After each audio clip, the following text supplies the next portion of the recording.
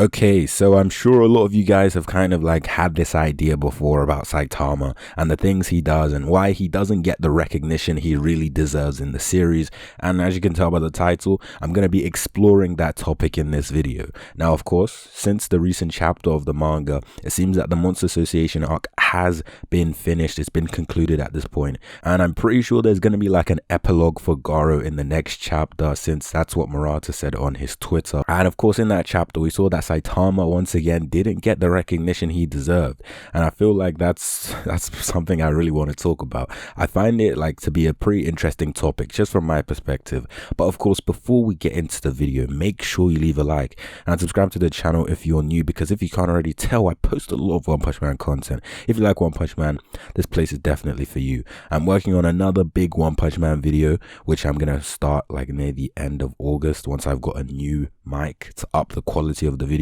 I made a community post about that, but enough of me talking. Let's get into the video. Now, starting off with a very quick recap of the last chapter. Now, in the last chapter, pretty much saw Genos' core got connected to his brain. He got all the memories back. Saitama just kind of forgot everything that he did since he traveled back in time.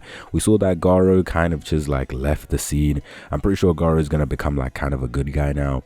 We saw that I guess Tario is now alive since, you know, the time travel stuff, and that's pretty much the end of the arc. Not much apart that happened. You know, maybe Metal Knight came in, he like helped like get away the gas that Garou kind of let out once he got punched by Saitama.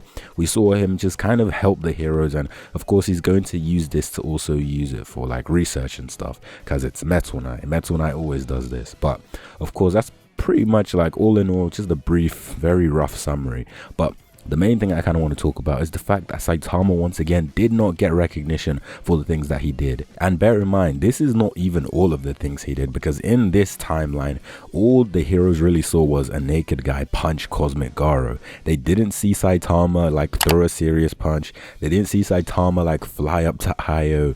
They didn't see any of that stuff. They just saw, you know, just a naked guy just one punch Cosmic Garou, which I guess is pretty impressive. But you know, someone surviving up in space on Jupiter's moon Io is a lot more impressive than I guess what Saitama did in the recent chapter. I guess it's kind of debatable, because I mean, if I see someone fly up to space and come back down like still alive, I wouldn't think they're human. I would consider them above S class. But once again, we're going to be talking about that a little bit later in the video. Now, let's continue with what I was saying. Now, when it comes to recognition of Saitama, throughout the series, we've seen that Saitama has been robbed of his recognition. When it comes to borrows, when it comes to pretty much anything Saitama does that is relatively impressive or S-class level, it seems that he kind of just, I guess, throws away his recognition or just doesn't really want it in general, which I guess is part of Saitama's character. Like, I'm pretty sure we've all kind of recognized that Saitama's kind of just a character he's pretty humble. He doesn't want attention drawn towards him. He's a hero and he does it for fun. That's the main point of Saitama. He doesn't take himself too seriously, and I guess it's a pretty good character trait in my opinion. That's why I love Saitama so much. But of course, what if he actually did get that recognition? Now, in the context of what I was talking about with Io and, you know, taking out Cosmic Garou, I'm sure Saitama would instantly be promoted to S class, no doubt. But another theory I kind of want to talk about is maybe like, you know, doctors like Metal Knight, Drive Knight, Dr. Genus, maybe even Psychos, they kind of want to, I guess, do some tests on Saitama, because I mean, a human being able to do all this stuff is is unfathomable, if I do say so myself.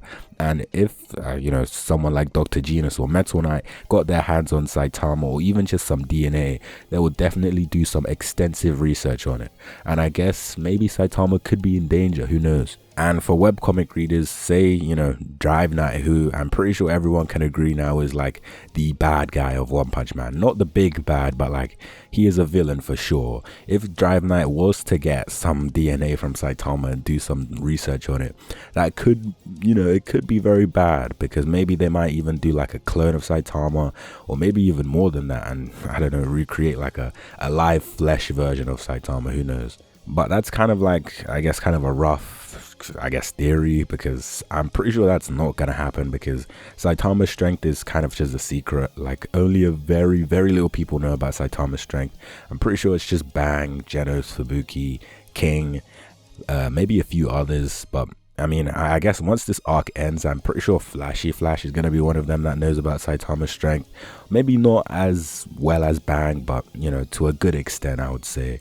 But anyway, now on to kind of another theory I want to talk about, which is Blast, because I'm pretty sure we can all agree that Blast is like a very mysterious character. We don't know a lot about Blast. We just know that he's part of like a group that protects the Earth from, you know, otherworldly beings or otherworldly like threats to Earth, I guess. And if Blast was to see Saitama do all this stuff, I'm pretty sure he would want to like recruit him into his group.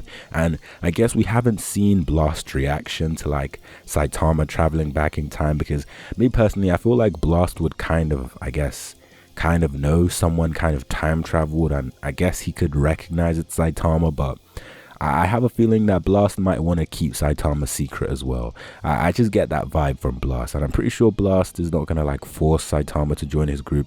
I can see Blast maybe offering Saitama, you know, just to join his group because his power is just so ridiculous. But yeah, we haven't really seen Blast's reaction to Saitama's time travel, and I'm sure we're going to see that maybe in the next chapter, or maybe in the next couple of chapters, who knows, because we still haven't yet seen Blast when it comes, you know, in this new dimension that we're in, or in this new timeline that Saitama has time traveled into.